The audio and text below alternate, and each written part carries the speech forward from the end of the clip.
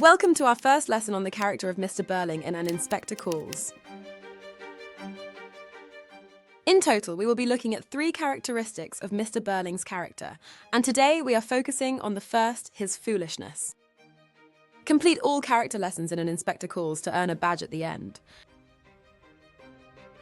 We will examine 3 main examples of Mr. Birling's foolishness. First, how his arrogant demeanour is repeatedly undermined by his historical inaccuracies. Second, we will expose his ignorance through his misguided views on international events. And finally, analyse his dismissive attitude towards social responsibility. By the end of this lesson, we'll understand how Priestley uses Mr. Birling's foolishness to critique capitalist viewpoints. Let's get started. Mr. Birling's historical inaccuracy exposes his arrogant foolishness.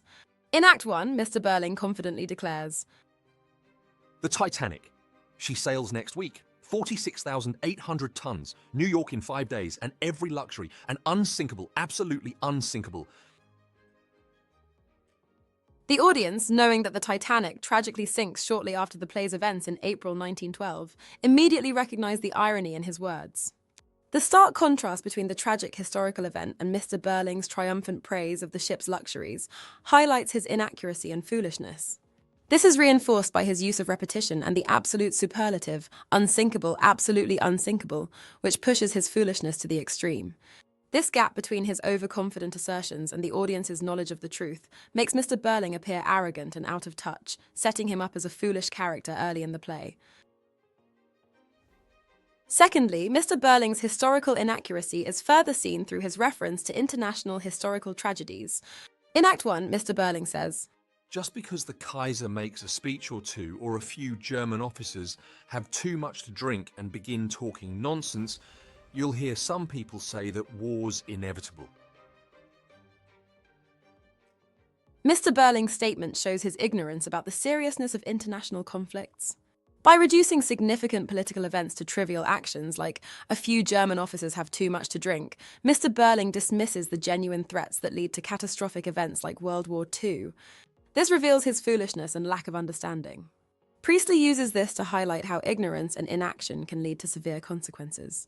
Mr. Birling's casual dismissal is in stark contrast to the reality of World War I, where around 40 million people lost their lives.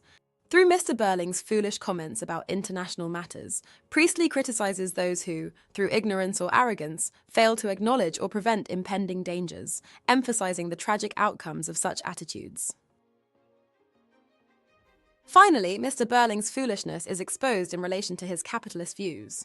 In the first act he says, "If we were all responsible for everything that happened to everybody we'd have anything to do with, it would be very awkward, wouldn't it?" Mr. Birling's statement reflects his individualistic and capitalist mindset, where he believes in looking out for himself and his family, disregarding the impact of his actions on others. By stating that it would be very awkward to be responsible for everyone, he dismisses the idea of social interconnectedness and empathy. This statement is ironic because the audience, aware of the context of the play, knows that collective responsibility and social cohesion are crucial, especially after experiencing the World War.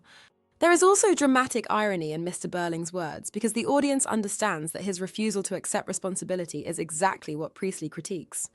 The inspector's role is to expose this flaw, making Mr. Birling's statement seem foolish and out of touch with reality.